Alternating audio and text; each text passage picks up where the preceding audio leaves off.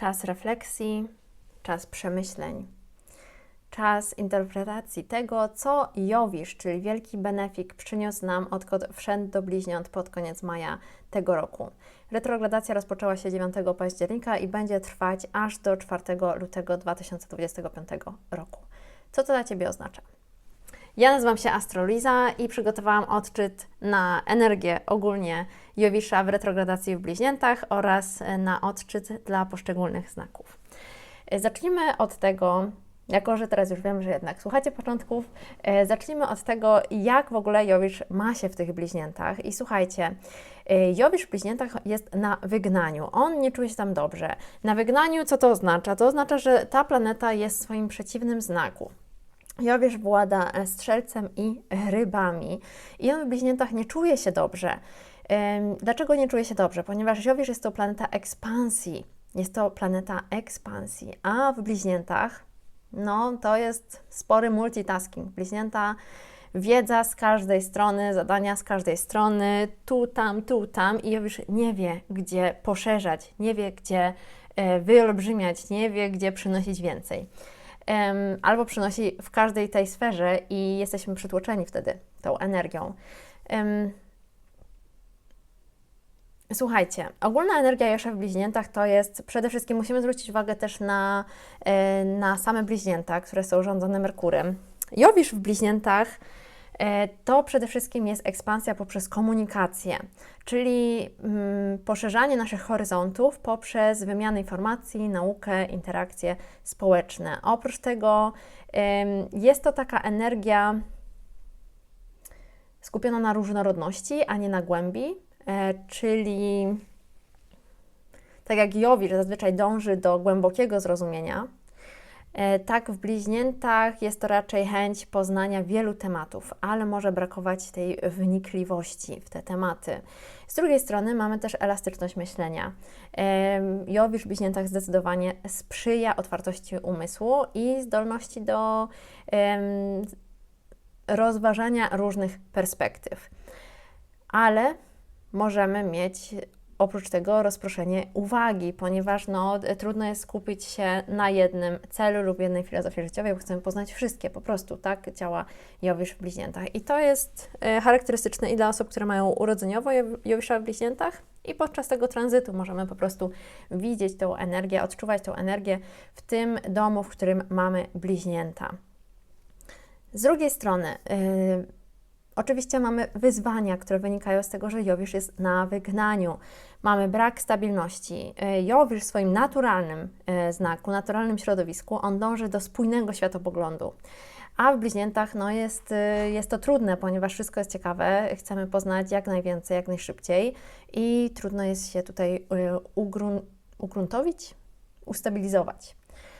Jak już wspominałam, pewnego rodzaju powierzchowność w zdobywaniu informacji, w gromadzeniu informacji. Może to być też niespokojność i też nadmierne rozgadanie. To jest też jedna z cech Jowisza w bliźniętach. Ale kochani, oczywiście są też pozytywne aspekty Jowisza w bliźniętach. Ogólnie gdziekolwiek Jowisz, nawet jak jest na wygnaniu, to pamiętajmy, że to jest wielki benefik. On nam przynosi coś w życiu, on nam czymś pomaga w życiu. A szczególnie już dla osób, które były urodzone za dnia, czyli jak linia horyzontu była tutaj i Słońce było nawet trochę ponad tą linią horyzontu, to już jesteśmy wtedy horoskopem dziennym. Mamy horoskop dzienny, a nie nocny. I dla horoskopów właśnie dziennych Jowisz jest głównym benefikiem, czyli to jest ta najbardziej sprzyjająca planeta w naszym kosmogramie. Dla horoskopów nocnych jest to Wenus. Słuchajcie, odkąd Jowisz wszedł do bliźniąt, od końca maja, jest to bardzo, bardzo dobry czas Był to bardzo dobry czas, i później ten Jowisz znów tam będzie już w ruchu prostym, na edukację, na takie studia interdyscyplinarne, holistyczne, łączenie różnych dziedzin wiedzy, na komunikację, czyli to jest bardzo korzystny tranzyt dla pisarzy, dziennikarzy, nauczycieli, osób pracujących w mediach, dla osób, które tworzą coś i chcą się tym dzielić. Również bardzo dobry tranzyt na podróże, szczególnie krótkie podróże edukacyjne, ponieważ to jest, no to są bardziej takie krótkie podróże niż dalekie. Również wymiana kulturowa, jak najbardziej, poznawanie innych kultur. I ten tranzyt to jest dobry czas na poszerzanie horyzontów poprzez różnorodne doświadczenia i interakcje. Teraz mówię o Jowiszu w Bliźniętach. Także podsumowując, mimo tego, że Jowisz w Bliźniętach jest na wygnaniu, on oferuje unikalne możliwości poprzez różnorodność, komunikację, elastyczność myślenia. Z drugiej strony wyzwaniem jest znalezienie głębi i spójności w obliczu mnogości informacji. Może po prostu być przesyt, może być za dużo. Możemy interesować się zbyt dużą ilością rzeczy naraz, czyli łapać zbyt wiele srok za ogon. I słuchajcie, jak już mamy tego Jowisza, multitasking Jowisz, który próbuje robić wszystko po prostu w tych bliźniętach, to teraz on wchodzi do retrogradacji. Jest moment, kiedy się zatrzymujemy. Retrogradacja to, ja wiem, że bardzo często jest demonizowana wręcz i szczególnie jak już jest retrogradacja Merkurego, że nie wiem, autobusy nie przyjeżdżają, pociągi się spóźniają, a elektronika wysiada. No, jeśli chcecie tak to interpretować, to okej, każdy ma wolną rękę, ale słuchajcie, retrogradacja to jest czas, kiedy energia planety nie może się w pełni manifestować i ona się skierowuje do wnętrza. To jest czas introspekcji, to jest czas refleksji, to jest czas zastanowienia się nad tym, co od momentu, kiedy ta planeta weszła do danego znaku, co zaczęło się u nas zmieniać, co obserwujemy. To jest czas spowolnienia, czas rekonstrukcji, czas przyjrzenia się, przerobienia temu, co zaczęło się zmieniać w danej sferze życia. Szczególnie dla osób, które mają planety osobiste w bliźniętach, będzie to bardzo ważna retrogradacja, ogólnie dla bliźniąt, ale dla osób, które mają mają planety osobiste w bliźniętach, również dla znaków zmiennych, to będzie ważna retrogradacja. No i kochani, nie ma co się obawiać. Jest to czas, kiedy możemy się przyjrzeć temu, co się rozpoczęło pod koniec maja tego roku i co tak naprawdę chcemy z tym zrobić. Retrogradacja Jowisza, ja wiem, że może brzmieć trochę wymagająco, bo jednak jest to wstrzymanie tej energii planety w takim naturalnym flow, ale z drugiej strony jest to moment dla nas, żeby zinternalizować to, co przeżyliśmy od końca maja w danej sferze życia, przemyśleć, na czym nam zależy i dopiero później iść dalej. Ogólnie może tak, zacznę tak. Słuchajcie, przede wszystkim zamiast tej ekspansji, teraz jest czas na introspekcję, na zajrzenie wewnątrz siebie, na pogłębienie naszych umiejętności. Tak jak Jowisz nam pokazywał tutaj każdy możliwy kierunek, gdzie możemy, na czym się możemy skupiać, jakieś nowe umiejętności zdobywać, nowe informacje, spotykać nowych ludzi.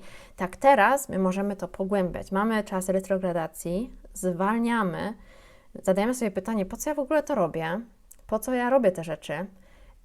Co z tego jest zgodne z moimi wartościami? I czy dalej chcę w ogóle w to brnąć?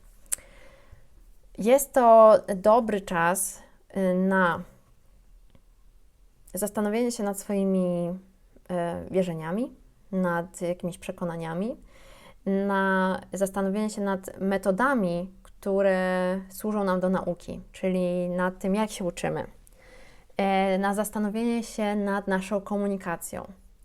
Jest to bardziej czas słuchania niż mówienia. Jeśli rozpoczynaliście jakieś kursy, szczególnie w momencie, kiedy Jowisz wszedł do bliźniąt pod koniec maja 2024 roku, to teraz jest to czas i je porzuciliście w międzyczasie, to teraz jest ten moment, aby do nich wrócić. Możecie sobie nagle przypomnieć, że jednak coś mieliście tam do zrobienia, do skończenia i chcecie to zrobić.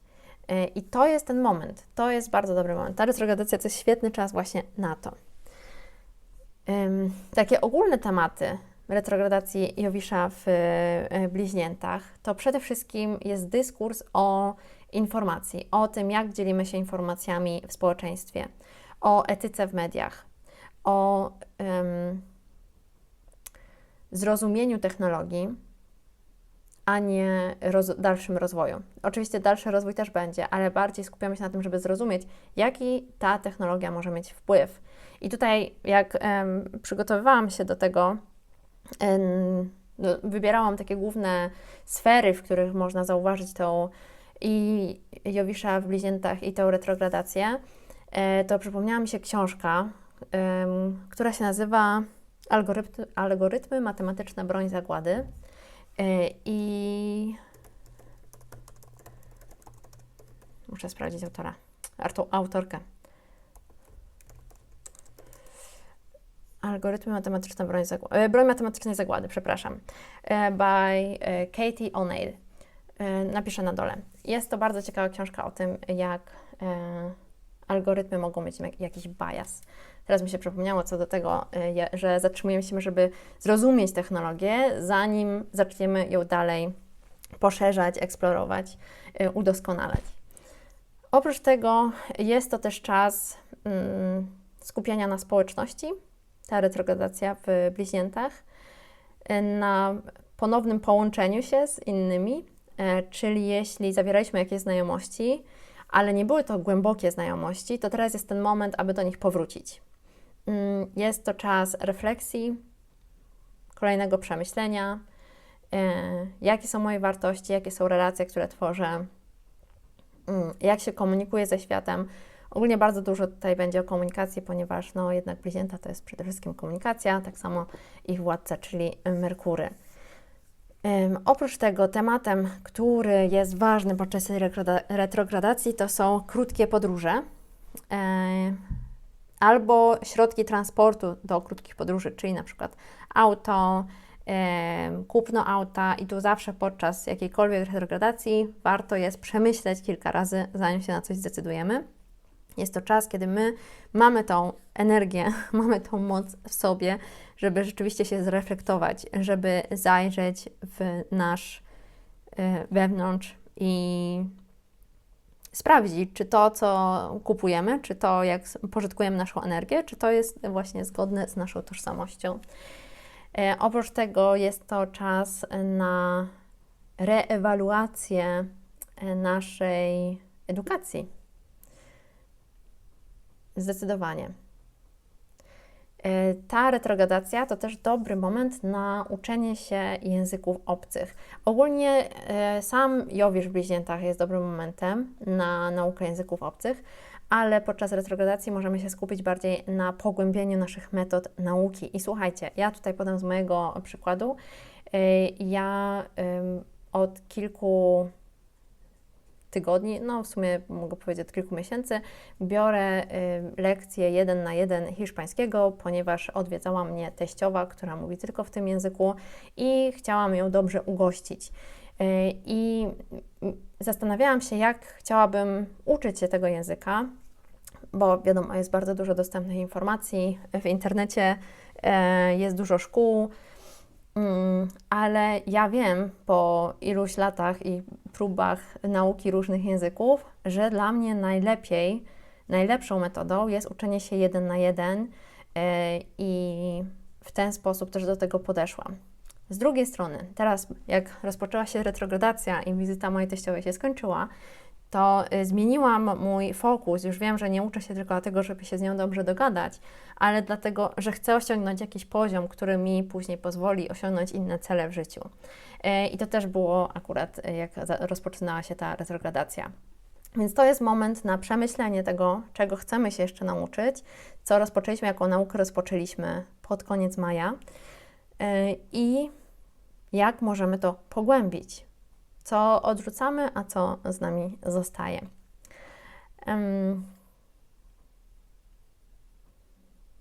Oprócz tego ważnym tematem są też media ogólnie i komunikacja, ponieważ myślę, że to, jak łączymy się z innymi, jak wymieniamy się informacjami z innymi, będzie na świeczniku podczas tej retrogradacji. Co jest cenzurowane? Przez kogo jest to cenzurowane? Dlaczego jest to cenzurowane? Czy jakieś informacje są nam podawane, abyśmy nie zadawali innych pytań? To też będzie temat poruszany podczas tej retrogradacji w jakimś stopniu, na pewno. Dobra, przechodzimy dalej. Myślę, że możemy przejść już do odczytów dla poszczególnych znaków. I teraz słuchajcie.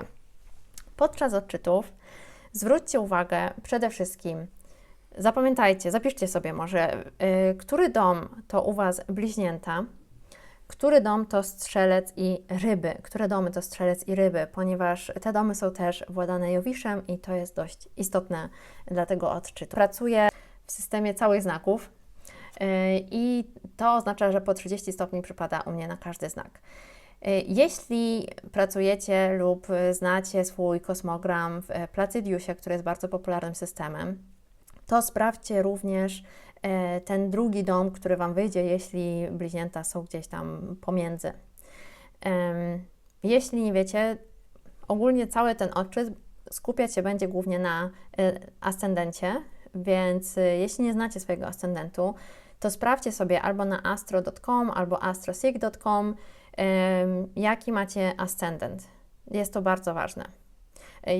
Przy odczytach dla pełni, nowiu, dla tranzytów planet osobistych, jak Merkury, Wenus, Mars, jest ok odsłuchiwanie dla Słońca, dla ascendentu, dla Księżyca, jeśli jest poruszany Księżyc, zdecydowanie zapraszam Was do tego, ale przy Jowiszu polecałabym sprawdzić głównie swój ascendent. To wskaże Wam dokładnie sferę, w której ta retrogradacja, sferę Waszego życia, w której ta retrogradacja będzie mieć miejsce.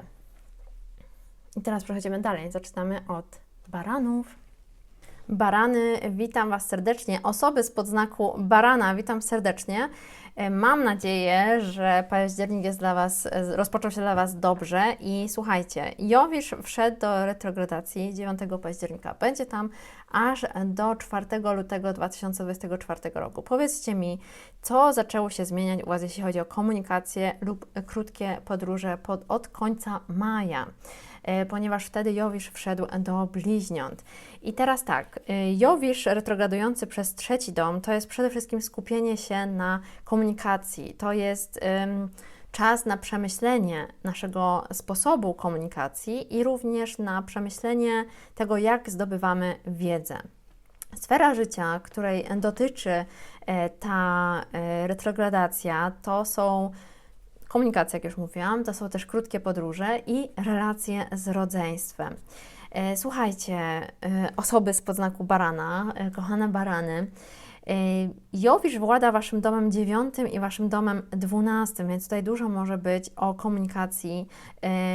komunikacji związanej z filozofią życia, z poszerzaniem horyzontów, również z pracą nad Waszą podświadomością, z pracą nad tym, co jest trochę ukryte w Was, może to, czego się uczyliście od końca maja, w jakiś sposób Was zmienia, porusza i jesteście w stanie o tym mówić, komunikować się.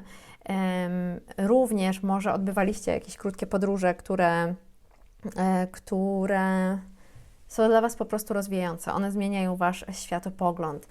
Teraz jest czas podczas retrogradacji, aby zastanowić się, pomyśleć, jak chcę być rozumiany. Czy to ten sposób, w który ja się komunikuję, czy on jest zrozumiany przez odbiorcę, czy to, jak ja poszerzam swoje horyzonty intelektualne, czy to mi odpowiada. Słuchajcie, barany, myślę, że to w ogóle Jowisz w tym trzecim domu, on się czuje tam wybornie, mimo tego, że Jowisz jest na wygnaniu w bliźniętach, ale on czuje się tam wybornie. Ta retrogradacja to jest przede wszystkim Wasza komunikacja, refleksja nad Waszą komunikacją, nad sposobem, w jaki się komunikujecie, nad tym, jak Komunikujecie się również z rodzeństwem. Jeśli nie macie rodzeństwa, to są kuzyni, sąsiedzi, Wasza taka społeczność najbliższa. I myślę, że warto zadać sobie takie pytania do refleksji podczas tej retrogradacji. Jak mogę ulepszyć swój sposób komunikacji z otoczeniem? Czy efektywnie wykorzystuję dostępne mi źródła informacji? I jakie nowe umiejętności chcielibyście zdobyć w najbliższym czasie? Barany, myślę, że to jest świetny, o nie, wypadły mi karty, świetny czas na polepszenie swojej komunikacji, również jeśli czuliście taki przesyt informacji,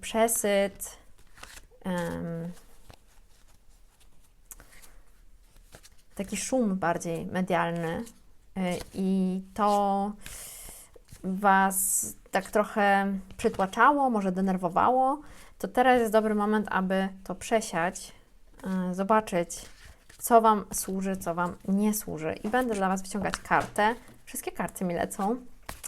Zaraz zobaczymy, co mi z tego wyjdzie. Przekładam. Karta dla barana.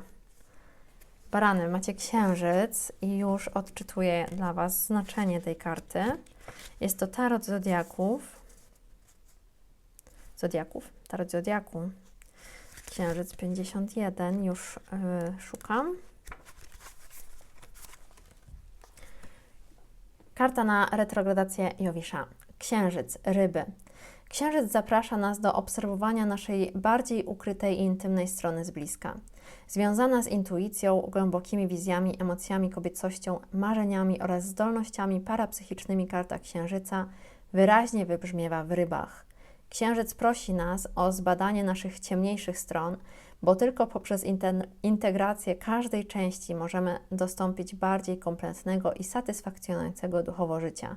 Prosi nas również o obserwowanie cyklów, które są już zakończone w naszym życiu i o zmienienie ich, jeśli jest to konieczne, żeby uniknąć powtórzenia tych samych błędów. Znak ryb, ostatni w zodiaku, jest znakiem prowadzącym, tak jak baran, będący znakiem pierwszym, ale ryby kierują się do świata wewnętrznego, do naszych głębi. Na końcu zodiaku to, co codzienne i to, co duchowe, łączy się i dopełnia, tak samo jak symbol znaku, który przedstawia dwie równe, ale przeciwstawione sobie ryby. Zarządzana przez Neptuna planeta ukrytych i tajemniczych zaprasza nas w nieznane, w światło Księżyca. Słowa klucze: marzenia, wrażliwość, wewnętrzny świat, kobiecość, magia, tajemnica. Myślę, że pięknie tutaj ta karta pasuje, bo jak mówiłam, u Was ryby to jest dom 12, czyli to jest dom podświadomości, dom tego wszystkiego, co jest ukryte. Także barany, myślę, że to czeka na Was jakaś praca, refleksja nad Waszą podświadomością, nad tym, co jest ukryte i komunikowanie tego lub praca nad komunikacją tego. Powodzenia, barany. Byki, osoby z podznaku byka, witam Was serdecznie na odczycie na retrogradację Jowisza w Bliźniętach, która rozpoczęła się już 9 października, ale będzie trwać aż do 4 lutego 2025 roku. Byki, u Was ta retrogradacja wypada w domu drugim, ponieważ Wasz dom bliźniąt to jest dom drugi. I łączymy tutaj to również z domem 8 u Was i z domem 11, ponieważ 8 dom to są, 8 dom to jest strzelec, a 11 to są ryby. Jowisz włada tymi domami. Warto też sprawdzić, gdzie macie urodzeniowego Jowisza. Słuchajcie, ta retrogradacja to jest bardzo dobry czas na zrewidowanie, na rewizję wartości materialnych i duchowych. Ogólnie sfera życia, której dotyczy ta retrogradacja Jowisza, to są finanse, zasoby osobiste, poczucie własnej wartości. Dobrze jest skupić się na analizie swojej sytuacji finansowej. Być może odkąd jest Jowisz już w Bliźniętach, przyszły do Was jakieś nowe źródła dochodu. I teraz to jest czas na zastanowienie się, czy potrzebujecie tylu źródeł dochodu, czy jest to zgodne z Waszymi wartościami. Być może zamiast źródeł dochodu to było więcej wydatków i jest to czas na budżetowanie, na sporządzenie budżetu i zrewidowanie Waszych wartości tego, co gromadzicie. Ogólnie Jowisz w drugim domu to jest bardzo przyjemny tranzyt. Mimo tego, że on nie czuje się dobrze w bliźniętach, bo jest tam na wygnaniu i może być za dużo rzeczy naraz, za dużo możliwości naraz. Ale słuchajcie, wsparcie, jeśli szukacie wsparcia, na pewno jest ono w grupach Waszych przyjaciół. To są Wasi przyjaciele, dom 11, ryby, to jest ta bardziej żeńska strona Jowisza. Jeśli chodzi o dom 8, no to tutaj wsparcie zdecydowanie możemy w jakiś sposób poszukiwać tego wsparcia w zasobach wspólnych, czyli od partnera, partnerki lub też od rodziny, to co dziedziczymy też. Słuchajcie, warto sobie zadać pytanie na cały ten okres retrogradacji, czy moje obecne zasoby są i to, jak je zdobywam, jest zgodne z moimi wartościami. Jak mogę zwiększyć poczucie bezpieczeństwa finansowego i w jaki sposób mogę lepiej wykorzystywać swoje talenty, ponieważ drugi dom, no to są też nasze talenty. Szczególnie jeśli to jest związane z tym, jak się komunikujecie z innymi. Byki, jeśli nie chcecie Wam się robić budżetu, przeraża Was ta wizja, dobrze by było trochę się poduczyć tej kwestii i ten Jowisz będzie bardzo sprzyjać temu, aby się dokształcić, jeśli chodzi o finanse, jeśli chodzi również o talenty, jeśli chodzi o odkrywanie, pogłębianie, zrozumienie, lepsze zrozumienie Waszego systemu wartości. Może tak być, że odkąd ten Jowisz wszedł już do bliźniąt pod koniec maja, to tak naprawdę nastąpiło jakieś przetasowanie u Was, dajcie mi znać, czy tak było, jeśli chodzi o to, w jaki sposób Wy wydajecie pieniądze i czy w jaki sposób zarabiacie. Może jest taka możliwość tutaj, jest to dość możliwe, że mieliście bardzo dużo różnych ofert, szczególnie jeśli jesteście freelancerami, ale jesteście w stanie teraz wybierać, aby nie łapać wszystkich, tylko wybierać te, które są zgodne z Waszymi wartościami lub z tym, co Wy chcecie tworzyć. Słuchajcie, ten czas, myślę, że to jest bardzo przyjemny tranzyt ogólnie już w drugim domu, nawet jeśli on się w bliźniętach niedobrze czuje, jak już mówiłam na początku. Ale to jest dobry czas, aby się zastanowić nad tym, co daje Wam poczucie bezpieczeństwa ogólnie. Jakie wartości, jakie zasoby, jakie talenty dają Wam poczucie bezpieczeństwa. I teraz karta dla Was, kochane byki. Już tasuję. Karta to jest tarot, karty, które mam, to tarot z Zodiaku, który bardzo lubię. Zaraz zobaczymy, co jest tam dla Was.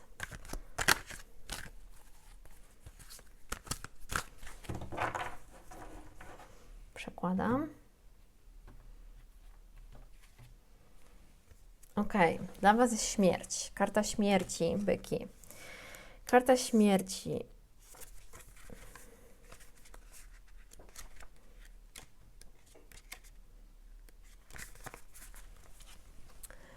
Karta śmierci, Skorpion. Skorpion jest znakiem listopada, miesiąca, w którym transformacja i rozkład przynoszą nowe życie, jak liście spadające z drzew i stające się nawozem dla korzeni. Skorpion jest znakiem leżącym pomiędzy życiem a śmiercią, podziemnym światem i zmysłowością, która prowadzi do życia. Skorpion jest magnetyczny, magiczny, intensywny i głęboki. Wie on, co leży pod powierzchnią i żeby osiągnąć to, co najistotniejsze, musimy porzucić wszystko, co zbyteczne, co nie jest już życiodajne. Śmierć, karta numer 13, niesie podobną wiadomość. Ona nie przypieczętowuje jakiegoś końca, ale raczej jest organicznym i życiowym procesem, w którym porzucamy wszystko, co nie jest już żywe, żeby zrobić miejsce na nową krew i nowe życie.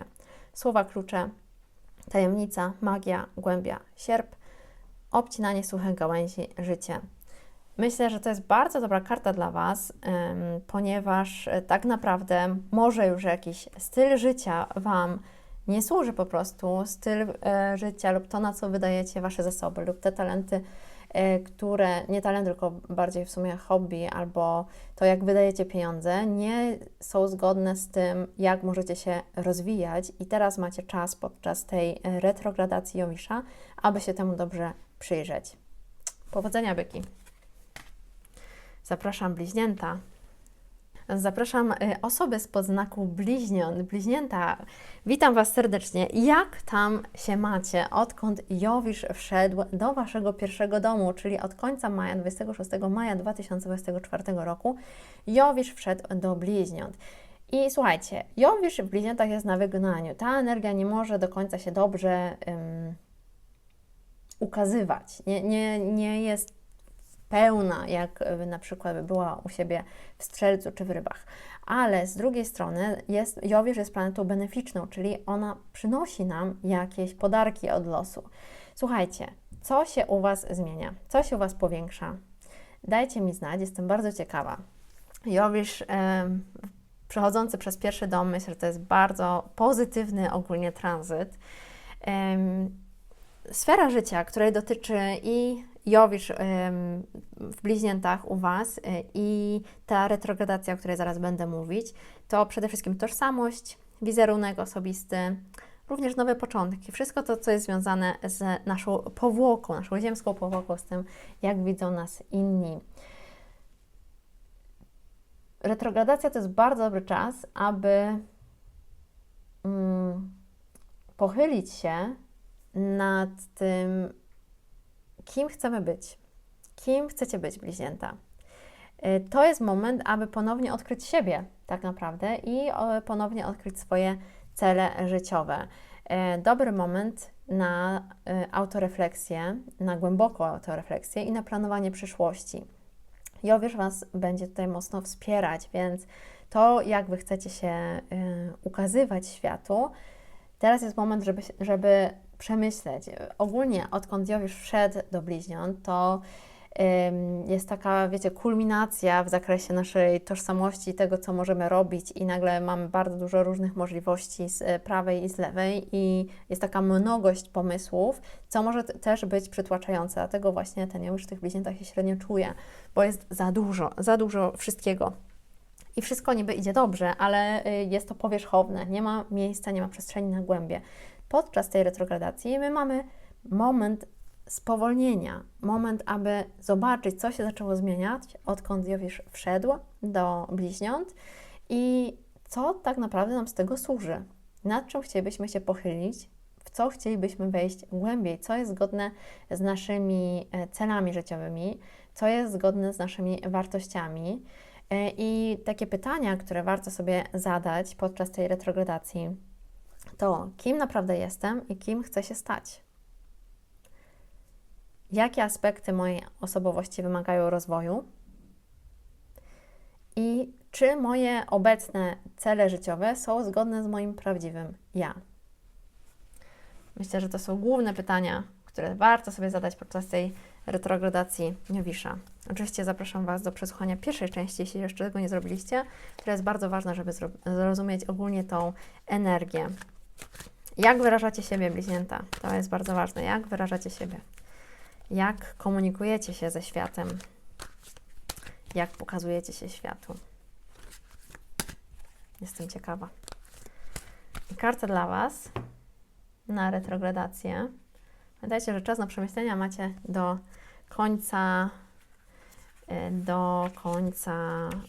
początku lutego, do 4 lutego.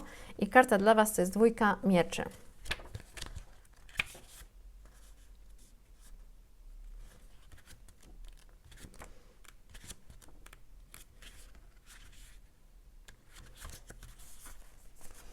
Dwójka mieczy. Księżyc w wadze, pierwsza dekada. W 2 mieczy jest ukryta informacja, sekrety, których musimy poszukać w sobie. Dyskrecja jest ekspresją księżyca, podczas gdy emocjonalne poszukiwania są częścią wrażliwości wagi. Rozważania, myślenie przed działaniem, dokonanie decyzji w celu przywrócenia równowagi i wewnętrznej harmonii. Jest to karta poszukiwań, równoważenia oraz spokoju potrzebnego do dokonania wyboru. Księżyc reprezentuje zmianę, która jest stabilizowana i kierowana przez harmonijną energię wagi. Słowa klucze, wewnętrzne poszukiwania, harmonia, osobiste myśli, wspomnienia. To jest czas na poszukiwanie prawdziwego ja, prawdziwego siebie. A jeszcze nie dodałam, bliźnięta, dla Was, które domy są też ważne tutaj na świeczniku. U Was Jowisz włada również domem 7, czyli domem relacji 1 na 1 i domem 10, tam gdzie macie ryby. Dom 10, kariera, to jak my na świeczniku po prostu, to jak jesteśmy widzeni. Słuchajcie, tutaj ta retrogradacja to jest czas na przemyślenie tego, naszej tożsamości, jak my odnajdujemy się też w relacjach, jak my odnajdujemy się w karierze, czy to jest zgodne z naszym prawdziwym ja, czy to jest zgodne z naszymi prawdziwymi celami życiowymi, czy te relacje, które tworzę, jak je tworzę i czy pozwalają one mi się rozwijać, czy jest tam ta ekspansja, za którą podąża Jowisz. Myślę, że to jest bardzo, bardzo dobry czas, ogólnie ten Jowisz w bliźniętach dla Was, jakby przez wielki benefit, przez pierwszy dom. Fantastyczny moment, żeby go wykorzystać. Teraz mamy chwilę zwolnienia. Bliźnięta, powodzenia! Witam serdecznie osoby spod znaku Raka. Raki, kochane, słuchajcie, Jowisz retrograduje w Waszym 12 domu. Ogólnie 12 dom, czyli tam, gdzie Jowisz już jest od końca maja 2024 roku, to przede wszystkim jest duchowość, to są tajemnice, to jest wszystko, co ukryte, to jest nasza podświadomość, to jest też dom ukrytych wrogów, dom odosobnienia. Słuchajcie, odkąd Jowisz wszedł do tego domu, jest to ekspansja, jest to spotęgowanie, jest to poszerzanie horyzontów, jeśli chodzi o tematy związane właśnie z Waszą duchowością, pracą nad podświadomością, również terapia, hipnoza, wszelkiego rodzaju praca z energią, jak najbardziej, lub też być może większa potrzeba spędzania czasu w osamotnieniu, bycia samemu. Teraz, podczas tej retrogradacji, mamy moment spowolnienia i refleksji nad tym, jak się rozwijamy. Taka duchowa introspekcja, trochę bardziej pogłębiona praca nad podświadomością. Jeśli było dużo tematów, które Was interesowały, właśnie związanych z pracą nad podświadomością, z odkrywaniem różnego rodzaju ukrytych przekazów w naszej głowie, praca ze snami również, to teraz jest moment, aby się w to zagłębić. Gdy Jowisz ogólnie wszedł do Waszego 12 domu, to mogła być mnogość tematów z każdej strony. Teraz, podczas retrogradacji, my mówimy trochę stop, zwalniamy i przyglądamy się temu, co chcemy pogłębiać, gdzie chcemy wejść dalej. Jest to moment, kiedy mamy czas na to, aby wejść gdzieś głębiej. Jak wykorzystać tę retrogradację, która trwa aż do 4 lutego? Myślę, że dobrze jest tutaj skupiać się na medytacji, na modlitwie, na pracy ze snami. Ogólnie wszystkie rodzaje zgłębiania wewnętrznego świata, Waszego wewnętrznego świata, będą dla Was beneficzne. Zdecydowanie przyniosą Wam jakieś korzyści. Bycie w osamotnieniu również, czyli eliminowanie bodźców z zewnątrz, również bodźców energetycznych od innych ludzi. Jak najbardziej bycie samemu. Myślę, że to będzie dobry czas podczas retrogradacji, aby pobyć ze sobą. Pytania do refleksji. Jakie ukryte lęki lub pragnienia wpływają na moje życie? W jaki sposób mogę lepiej połączyć się ze swoją intuicją? I co muszę zakończyć lub odpuścić, aby się rozwinąć? Raki, u Was Jowisz włada również Waszym domem 6 i 9. Jest to związane z Waszą filozofią życiową. Dom 9 z dalekimi podróżami, z poszerzaniem Waszych horyzontów, ale również z Waszym domem codziennych obowiązków, z Waszym domem współpracowników. W astrologii hellenistycznej dom 6 to jest dom niewolników, teraz jest to dom naszych codziennych obowiązków i naszych współpracowników.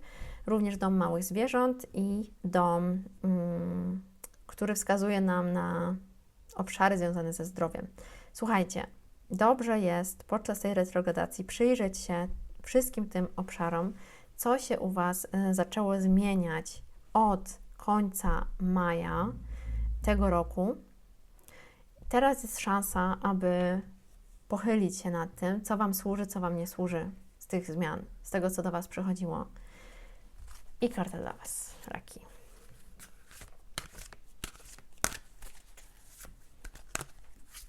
Karta dla raków.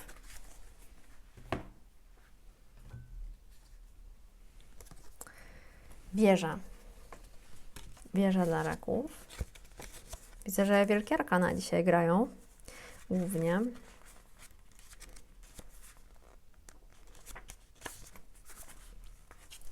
Wieża, Mars. Mars jest czystą energią. Znany jako Bóg wojny, jest symbolem ruchu, destrukcji i transformacji. Mars zaczyna, napiera, motywuje. Wie, gdzie skierować życiową energię, nawet jeśli spowoduje to znaczne zmiany. Ma bezpośrednią energię, która przebudza to, co było w zastoju. To nie przypadek, że ta planeta jest połączona z żywiołem ognia. Mars jest tym, który mówi, nie pozostaje cichym w obliczu niesprawiedliwości. Powstaje i broni. Ma ducha aktywisty. Znajduje te jakości również w karcie wieży, na której uderzenie pioruna powoduje zmianę. Wieża rozpada się, ale co ważne, ona wie, jak upaść. Idzie z falą transformacji i nie opiera się zmianie. Płynie. To jest moment bycia wojownikiem. Założenia zbroi, bronienia się, użycia ognia Marsa do przetrwania oraz zdobycia nowego i bardziej wolnego spojrzenia poza starymi sposobami myślenia. Słowa klucze: niespodziewana transformacja, zniszczenie, przełamywanie starych schematów. Przełamywanie starych schematów to zdecydowanie jest dom 12. Także raki, polecam Wam pracować nad swoją podświadomością podczas tej retrogradacji. Nie będziecie żałować. I zapraszam lwy. Lwy, witam serdecznie osoby spod znaku lwa. Jak tam u Was? Co u Was się zaczęło zmieniać? Co u Was się rozpoczęło pod koniec maja tego roku? 26 maja Jowisz wszedł do bliźniąt. U Was jest to dom 11, czyli dom przede wszystkim przyjaźni, grup społecznych, takich celów długoterminowych, Waszych marzeń, aspiracji. Słuchajcie, oprócz tego Jowisz włada Waszym domem 5 i domem 8. Dom 5 Strzelec, dom 8 Ryby. Ten czas, kiedy Jowisz retrograduje w Waszym domu 11, jest to moment, aby przeanalizować, przyjrzeć się swoim relacjom społecznym i swoim planom na przyszłość. To są dwa osobne tematy, ale mogą być połączone.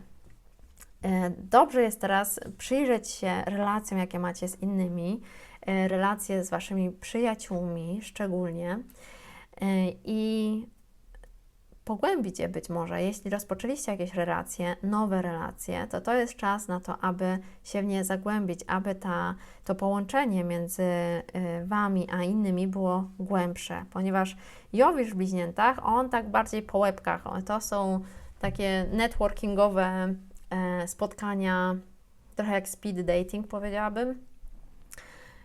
I teraz podczas retrogradacji jest to moment refleksji, jakich przyjaźni poszukuję, jakie chcę pogłębić, które są dla mnie ważne, które są dla mnie wartościowe. I to jest czas pracy nad tym. Również jeśli chodzi o Wasze marzenia i Wasze cele długoterminowe, co jest dla Was ważne, co sprawia, że czujecie, że macie fan, po prostu radość i czujecie, że macie zabawę, macie radość z życia, ponieważ Strzelec włada Waszym 5 domem. Strzelec jest w Waszym 5 domu i Jowisz włada Waszym 5 domem. No i myślę, że tutaj warto sobie zadać takie pytania do refleksji, czy moje obecne znajomości wspierają mój rozwój? Jak mogę przyczynić się do rozwoju społeczności, do której należę? Oraz czy moje marzenia są zgodne z moimi wartościami? ponieważ wiadomo, że wartości mogą się z czasem zmieniać. I to jest ten moment, aby się nad tym pochylić, aby zadać sobie te pytania i być może coś dopasować, może coś zmienić po prostu. I karta dla lwów na retrogradację Jowisza. Słuchajcie, 9 mieczy. 9 mieczy już dla Was czytam.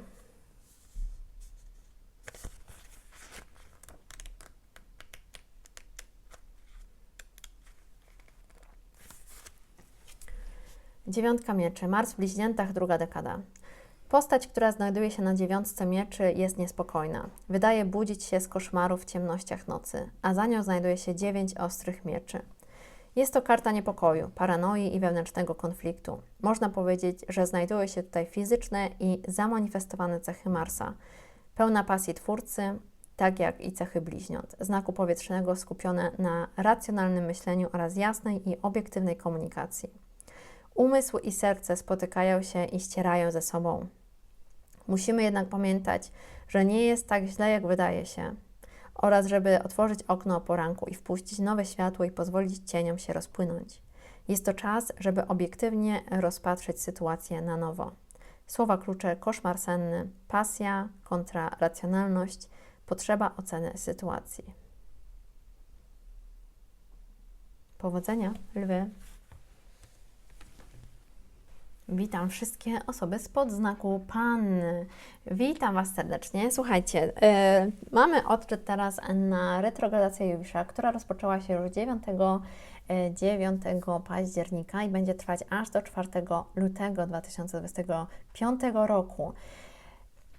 U nas ta retrogradacja, mówię u nas, ponieważ ja jestem ascendentalną panną, u nas ta retrogradacja ma miejsce w domu 10. I cała sfera życia, której to dotyczy, to jest nasza kariera, reputacja, osiągnięcia.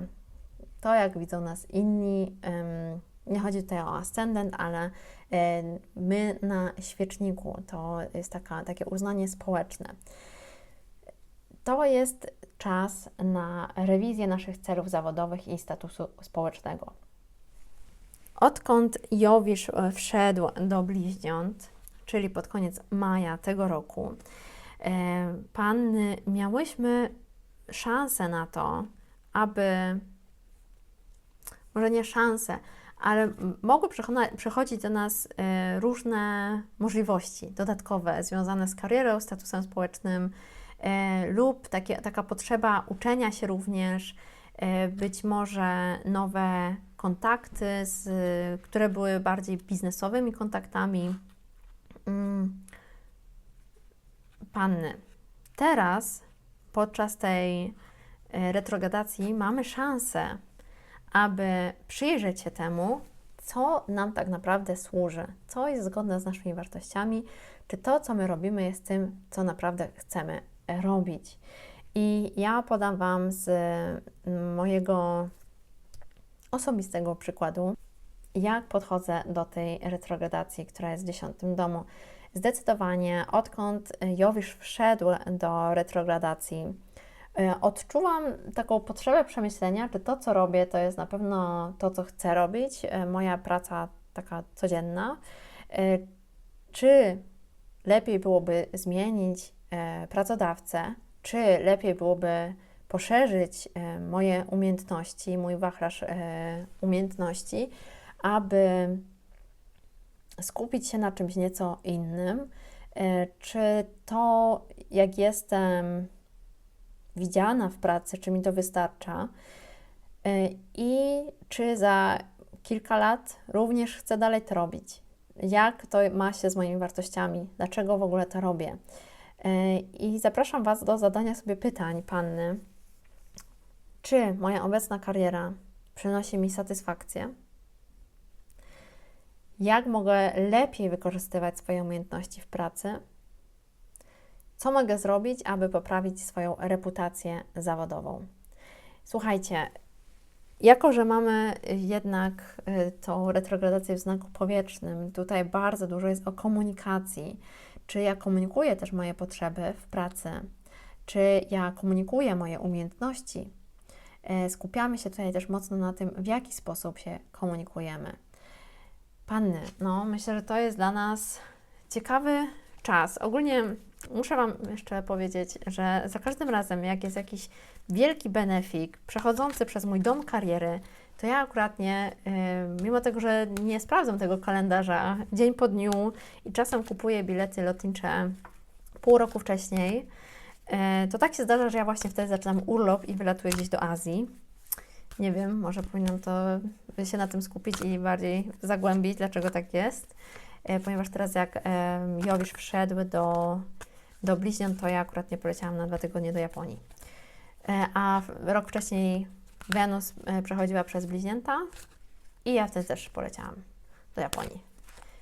I później się zreflektowałam, że przecież mogłam ten czas wykorzystać dobrze w pracy, ale widocznie może powinnam się zreflektować, czy to jest ta praca, którą powinnam wykonywać. Panny, karta dla nas, 10 mieczy. 10 mieczy.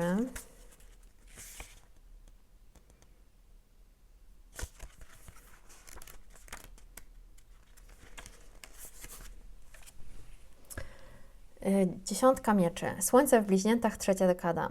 Karta 10 mieczy wypada w 3. dekadzie bliźniąt, w okresie, który kończy się 21 czerwca przesileniem letnim i świętem słońca. Tutaj na 10 mieczy widzimy osobę leżącą na ziemi, przekutą 10 ostrzy. Nie wydaje się to mieć wiele wspólnego z roziskrzoną energią bliźniąt czy słońca, ale powiązanie nadane przez zakon Złotego Świtu jest doskonałe dla tej karty. Cykl się zakończył i musimy mieć zdolność i przejrzystość, żeby świętować nowy świt. Słońce w bliźniętach właśnie to robi. Mówi nam, żeby odpuścić to, co stare, żeby wpuścić światło, jasność nowego początku. Kolejna karta, czyli 2 kielichów, manifestuje to, co nadchodzi i jest przekazem miłości. Słowa klucze: koniec, zakończenie cyklu, wyciągnięcie wniosku. Panny, no, powiem Wam, czas przemyśleć nasze wybory, jeśli chodzi o karierę. Powodzenia. Ale pamiętajcie, że Jowisz zawsze ma Was w opiece, więc to zakończenie, jeśli będzie, to będzie wychodzić z Waszej strony. Powodzenia, Panny. Wagi, witam serdecznie wszystkie osoby spod znaku Wagi. Jowisz retrogradujący w bliźniętach będzie retrogradować w Waszym 9. domu. I tutaj sfera życia, którą dotyka Jowisz, to jest podróże, edukacja, przekonania, Wasze wierzenia, to jak podchodzicie również do filozofii życiowej. Dobrze jest przemyśleć podczas tej retrogradacji, jak podchodzicie do wyższej edukacji, jak podchodzicie również do filozofii życiowej, do wierzeń, do duchowości. Jako że Jowisz włada również Waszym 3. domem, czyli domem komunikacji i domem 6, czyli codziennych obowiązków, myślę, że warto jest tutaj zwrócić uwagę na to, jak się komunikujecie w związku z tymi tematami. Czy jest to jakiś element Waszych codziennych obowiązków, czy Waszej codziennej rutyny. Nie wiem, może jesteście buddystami i codziennie medytujecie na przykład. I teraz jest ten czas, aby przyjrzeć się tej praktyce, jak ona Wam służy. Myślę, że czas, szczególnie podczas całego tranzytu Jowisza w bliźniętach, tutaj może będzie mnogość, jeśli chodzi o poznawanie nowych kultur, nowych religii, jakichś dalekich podróży. Może być tego sporo, może być to bardzo intrygujące, interesujące, ale bez szansy na zgłębienie danego tematu. I teraz podczas retrogradacji mamy właśnie czas na to, aby zgłębić temat, aby wejść w niego, aby lepiej go zrozumieć. Pytania do refleksji na tą retrogradację. Czy moje obecne przekonania służą mojemu rozwojowi? Jaką nową wiedzę chciałabym zdobyć w najbliższym czasie? Chciałabym. Jak mogę lepiej zrozumieć i docenić różnorodność kultur? I karta dla Was. jaka będzie karta dla wag na retrogradację Jowisza, która trwa aż do 4 lutego 2025 roku. Przekładam. Słuchajcie, wagi, macie królową denarów. Pięknie. Dzisiaj wyjątkowo ładne karty. Zawsze są ładne, ale takie mocno wspierające. Królowa denarów.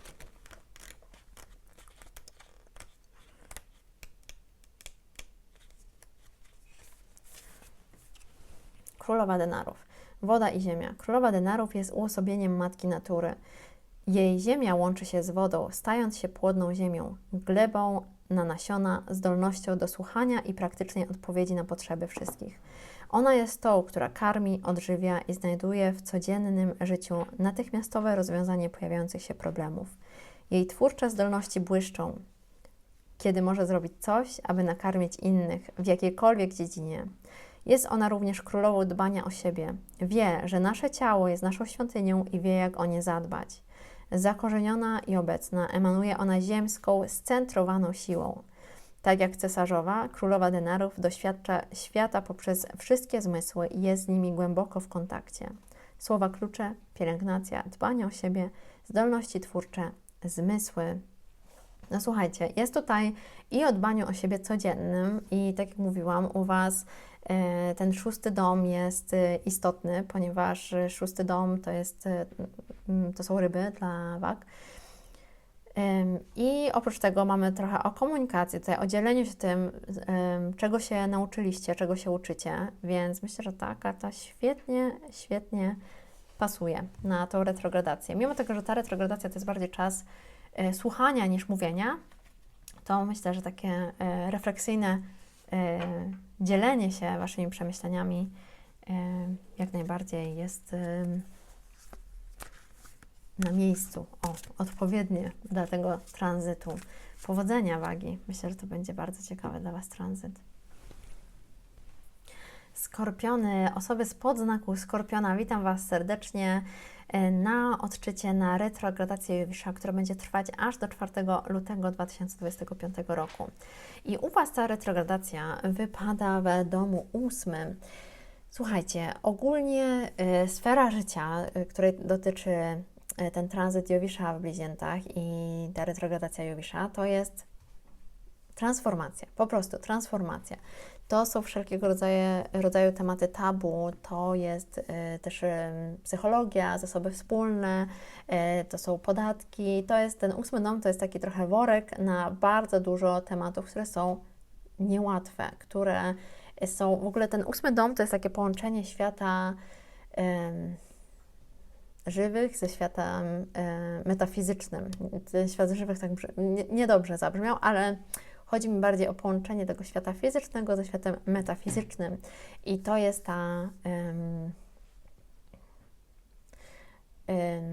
ten 8 dom, to jest ten dom, w którym widzimy największe transformacje ogólnie. No jak wiadomo, Skorpion jest najbardziej transformującym znakiem ze znaków Zodiaku.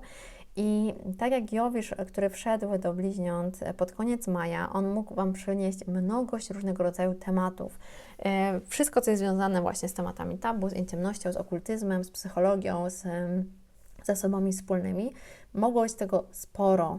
Ale teraz, podczas retrogradacji, mamy czas na to, ponieważ zwalniamy, mamy czas na to, aby się w to zagłębić. I to będzie związane z Waszym systemem wartości również, ponieważ Jowisz włada Waszym domem 2 i Waszym domem 5.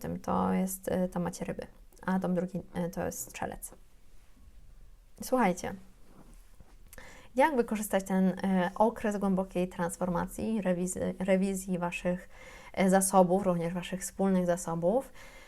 Dobrze jest skupić się na pracy nad sobą i na analizie głębokich, często ukrytych aspektów życia. To będzie taki dość transformujący czas. Jowisz zawsze on przynosi dużą obfitość, więc tutaj mogła być mnogość tematów związanych z tym tranzytem. No a teraz podczas retrogradacji właśnie mamy moment na refleksję. Jakie pytania warto sobie zadać podczas tej retrogradacji, podczas tego tranzytu? Jakie głębokie zmiany są mi potrzebne do osobistego rozwoju? Jak mogę lepiej zarządzać wspólnymi zasobami? I co mogę zrobić, aby pogłębić swoje zrozumienie psychologii, aby pogłębić swoje zrozumienie wszelkiego rodzaju tematów tabu, tego, co trochę ukryte. I karta dla Was, Skorpiony, na ten piękny tranzyt Jowisza w bliźniętach i teraz na retrogradację. Mimo tego, że ten Jowisz, on na wygnaniu, ale w bliźniętach, ale mimo wszystko jest to wielki benefik. Karta dla Skorpionów.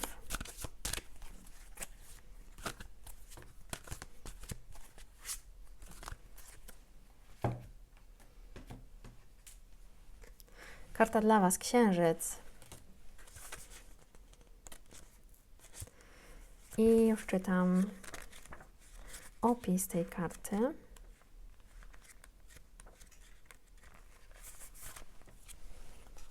Księżyc, ryby.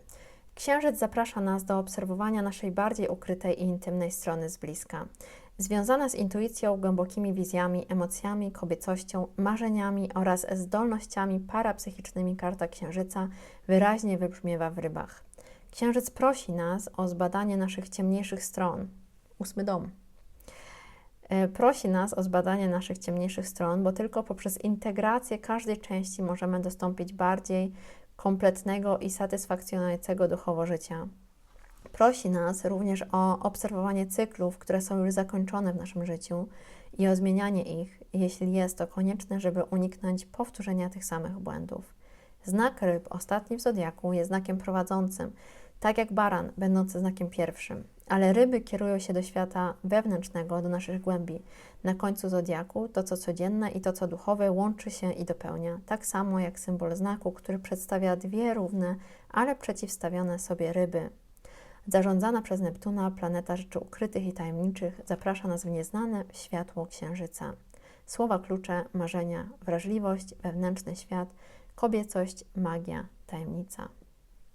Słuchajcie, jeśli potrzebujecie jakiejś podpowiedzi, jak zgłębiać to wnętrze, myślę, że wszystko, co jest związane z Waszymi hobby, z Waszymi takimi przyjemnymi zajęciami, które lubicie robić po pracy, po szkole, po uczelni, wszystko, co jest związane z odczuwaniem radości z życia, i czy to będzie, nie wiem, rysunek, muzykowanie, pisanie, cokolwiek, to na pewno Wam pomoże przejść przez tą retrogradację i lepiej zrozumieć siebie. Dlaczego o tym mówię? Ponieważ Jowisz włada również Waszym 5. domem. Myślę, że tyle. Skorpiony, powodzenia! Witam wszystkie osoby spod znaku Strzelca na odczycie na retrogradację Jowisza, która rozpoczęła się już 9 października i będzie trwać do 4 lutego 2025 roku. Ta retrogradacja jest dla Was ważna, ponieważ Jowisz jest Waszym władcą. No i słuchajcie, tutaj bardzo ważny będzie dom 7, ponieważ są to bliźnięta, i Wasz dom 1, ponieważ to jest Strzelec, którym włada Jowisz, no i dom 4, ponieważ to są ryby, którym też włada Strzelec. Słuchajcie, Jowisz, Wasz władca, czyli Wasz władca w retrogradacji, możecie to odczuwać trochę bardziej niż inne znaki, również ryby mogą odczuwać to trochę bardziej. To jest moment, aby przemyśleć, przeanalizować Wasze relacje i poszukać równowagi w partnerstwie. Ogólnie jak Jowisz wszedł do bliźniąt pod koniec maja tego roku, to mogło być tak, że mogliście mieć nagle o wiele więcej kontaktu z innymi, rozmów, znajomości, poznawanie ludzi, czy jeśli chodzi o takie relacje biznesowe, relacje partnerskie, relacje 1 na 1, mogła być tego albo mnogość, albo mogły być to relacje trochę takie odgrzewane, z przeszłości. No i teraz jest szansa podczas tej retrogradacji, aby przemyśleć, które relacje są dla Was tak naprawdę dobre i które są zgodne z Waszymi wartościami, które chcielibyście pogłębić. To jest czas na pogłębienie relacji. Jakie pytania sobie warto zadać? Czy moje obecne relacje są satysfakcjonujące i wspierające? Jak mogę być lepszym partnerem w związku lub biznesie? I czy potrafię skutecznie rozwiązywać konflikty? Również myślę, że ta retrogradacja jest bardzo dobry czas na to, aby pochylić się nad tym, jak się komunikujemy w związku lub w biznesie, ponieważ jednak bliźnięta to jest głównie komunikacja władana też przez Merkurego, więc wszystko, co jest związane z komunikacją, tutaj będzie na świeczniku. Komunikacja w relacji, komunikacja z innymi, to czy my mówimy jasno i otwarcie o swoich potrzebach. I karta dla Was, Strzelce.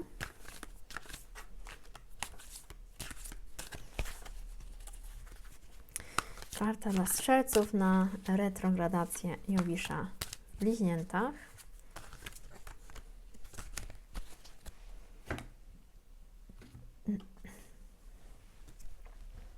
Ósemka buław.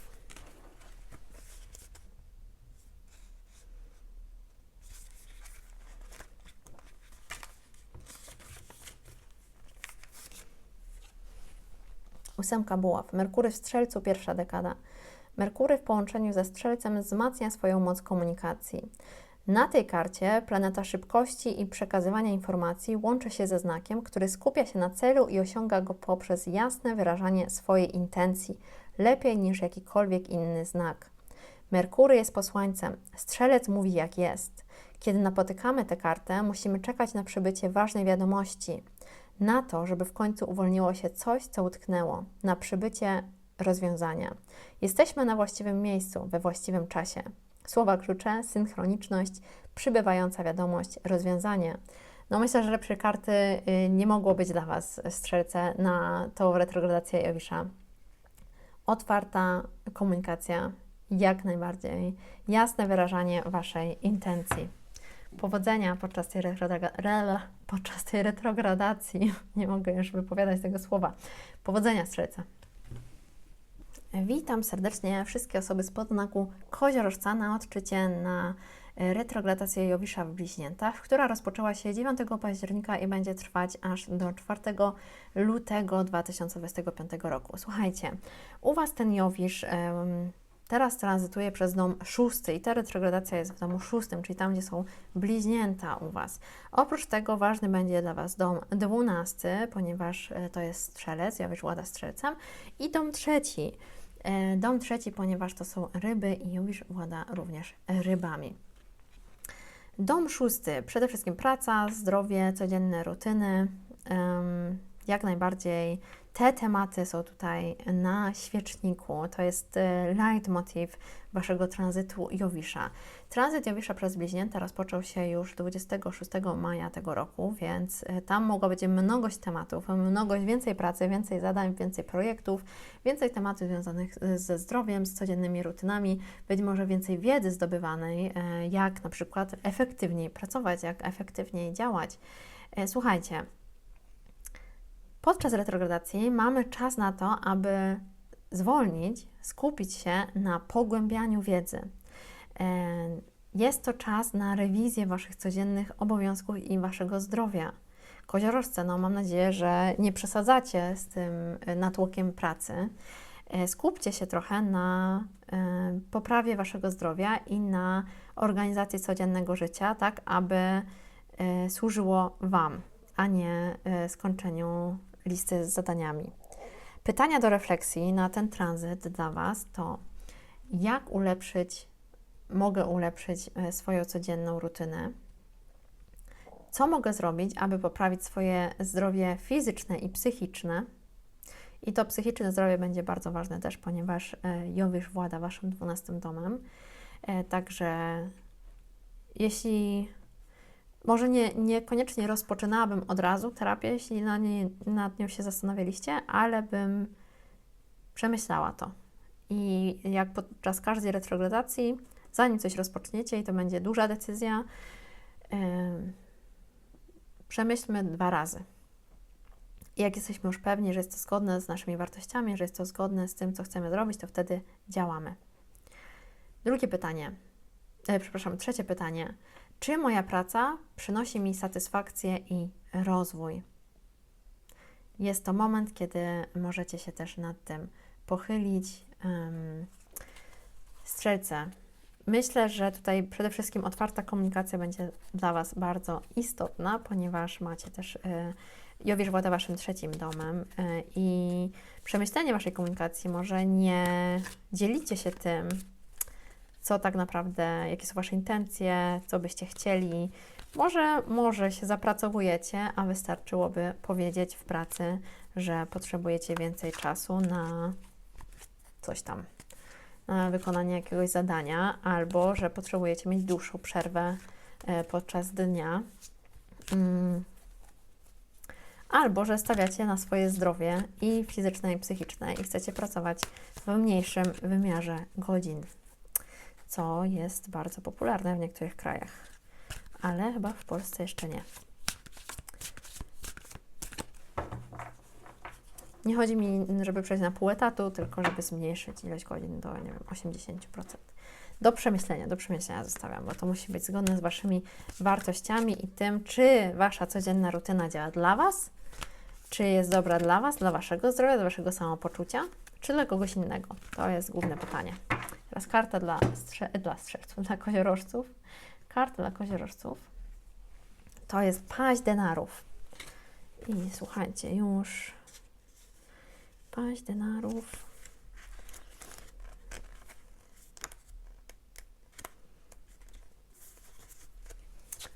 Paź denarów. Ziemia i powietrze. Paź denarów ma w sobie cechy żywiołu powietrza, przeplatane cechami żywiołu ziemi. Zdolności intelektualne, szybkość umysłu i pragnienie uczenia się łączą się z potrzebą poruszania się powoli i dokładnie. Wspaniale. No, retrogradacja Jowisza w Bliźniętach, lepiej bym tego nie opisała. Przywiązując wielką wagę do każdego szczegółu. Z tego powodu karta Pazia denarów jest kartą ucznia doskonałego. Jest to uczeń, który studiuje nowy temat, uczy się nowej sztuki i jest silnie oddany swojej pracy. Paź denarów w swojej ziemskiej formie przypomina nam, że czerpanie przyjemności z procesu jest ważniejsze niż wynik sam w sobie. Słowa klucze, adept, uczeń, proces twórczy, ciekawość. Słuchajcie, koziorzce, no wykorzystajcie ten moment, aby zostać mistrzami w tym, w czym Wy chcecie zostać mistrzami. Jak najbardziej myślę, że ta retrogradacja może Wam w tym bardzo, bardzo sprzyjać. Powodzenia. Zapraszam osoby spod znaku wodnika. Witam Was serdecznie w odczycie na retrogradację Jowisza, która trwa już od 9 października i będzie trwać aż do 4 lutego 2025 roku. Jowisz wszedł do Bliźniąt pod koniec maja tego roku, 26 maja i on retrograduje przez Wasz 5. dom. Mimo tego, że Jowisz znajduje się na wygnaniu w Bliźniętach, on nie czuje się tam wcale dobrze, to każdy tranzyt Jowisza jest tak naprawdę dość przyjemny. Po prostu jest to wielki benefik, szczególnie jeśli jesteście urodzeni za dnia. Sfera życia, której dotyczy Jowisz w Bliźniętach u Was, to jest kreatywność, romanse, dzieci, ogólnie przyjemności. Jak wykorzystać ten czas retrogradacji? Słuchajcie, odkąd Jowisz wszedł do Bliźniąt, mogła u Was nastąpić taka lawina różnego rodzaju przyjemności, lawina tematów związanych jeśli macie dzieci, z dziećmi, z różnego rodzaju hobby, być może więcej randek. I co teraz? Teraz zwalniamy i teraz ponownie odkrywamy radość i kreatywność. Jako że Jowisz w Bliźniętach nie czuje się dobrze ogólnie, jest tego za dużo, jest mnogo, jest takie trochę liźnięcie tylko tematu, to my teraz podczas tej retrogradacji mamy czas, mamy szansę na to, aby wejść w coś głęboko, aby naprawdę pochylić się nad tym, aby poznać i w to wsiąknąć. Wodniki, jak już mówiłam, jest to moment na rozwijanie Waszych talentów, na poszukiwanie nowych źródeł radości, co sprawia Wam radość. I bardzo ważne jest to, żeby to były radości, które są Wasze, które wychodzą od Was. I tutaj istotny jest też dom 11, ponieważ jest to strzelec dla Was i to jest dom dużych grup społecznych Waszych przyjaciół, więc może robienie coś razem z przyjaciółmi. I dom drugi to jest związane z Waszymi finansami, również z Waszym poczuciem wartości. Być może po przemyśleniu, po głębszej analizie moglibyście wykorzystać później te Wasze talenty, te hobby jako nowe źródło dochodu. Z drugiej strony warto uważać na to, żeby nie wydawać zbyt dużo, nieproporcjonalnie dużo na właśnie rozwój tego nowego hobby. Pytania do refleksji dla Was, wodniki. Jak mogę bardziej rozwinąć swoją kreatywność? Co sprawia mi prawdziwą radość w życiu? To nie jest łatwe pytanie. I jak mogę lepiej wyrażać siebie poprzez sztukę lub moje hobby? Pamiętajmy, że jednak bliźnięta to jest przede wszystkim komunikacja, czyli jak my możemy wyrażać siebie, jak my możemy wyrażać swój światopogląd. Wodniki, karta dla Was, już tasuję. Karta dla wodników na retrogradację Jowisza w bliźniętach.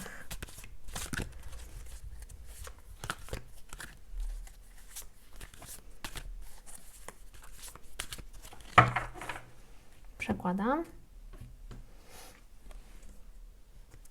6 kielichów.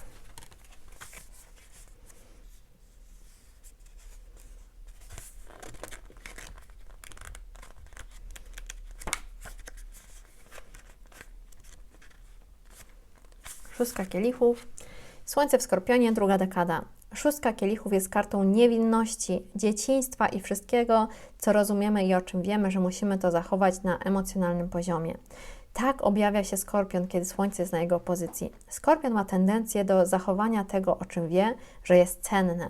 Zatem karta ta przywołuje nostalgię i wspomnienie szczęśliwej przeszłości. Znak Skorpiona działa na emocje, które już zna i ceni. Trzeba się o nie zatroszczyć i użyć jako zachęty do znalezienia ich również w teraźniejszości. To namawia nas do zaopiekowania się tym, co sprawiało, że czuliśmy się dobrze w przeszłości i do rozpoznania tego w teraźniejszości, żeby ponownie przeżyć te same doznania. Słowa klucze: nostalgia, dzieciństwo, wspomnienia szczęśliwej przeszłości, powrót do przeszłości. Kochani, wodniki, myślę, że nie ma lepszej karty na ten tranzyt dla Was. Jest dom 5, to nie są tylko dzieci, to jesteśmy my jako wewnętrzne dziecko również, więc wykorzystajcie tę retrogradację na to, aby pogłębić to, co sprawia Wam radość. Po prostu zreflektujcie się nad tym, co sprawia Wam radość, co daje Wam prawdziwą radość w życiu i skupcie się na tym, również na tym, jak możecie się wtedy wyrazić. Powodzenia! I ryby, zapraszam osoby spod znaku ryb. Ryby, witam Was serdecznie. Jowisz retrograduje w Waszym 4. domu, Wasz 4. dom, czyli bliźnięta. Ogólnie ten tranzyt Jowisza, jakikolwiek tranzyt Jowisza będzie dla Was bardzo ważny, ponieważ Jowisz jest Waszym władcą. Wiem, że w astrologii ewolucyjnej Neptun jest uważany za władcę ryb, ale w tej astrologii, którą ja praktykuję, czyli helenistycznej, również astrologii tradycyjnej, jest to Jowisz. Jowisz, jakikolwiek go tranzyt będzie istotny, również retrogradacja u Was wypada w 4. domu.